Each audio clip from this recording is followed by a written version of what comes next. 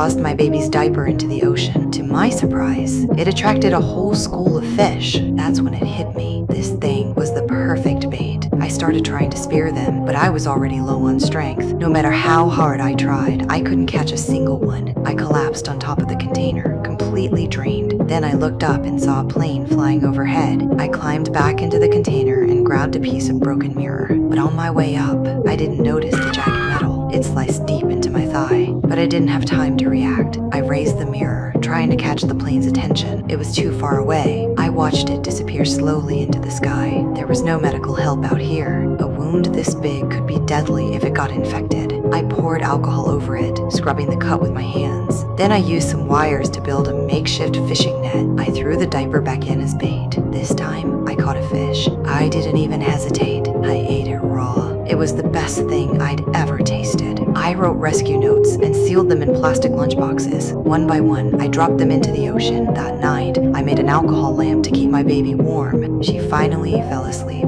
I was about to rest too. Then I heard something hitting the container. I climbed up with the lamp. It was the same lunchboxes I'd thrown earlier. They were floating back, banging against the container, but suddenly saw something worse. Water was flooding in fast. I rushed back down, trying to stop the leak, but it was useless. The container started to sink. I pushed myself to the surface, but my daughter was gone. I searched like a maniac. The ocean was pitch black. There was nothing to guide me.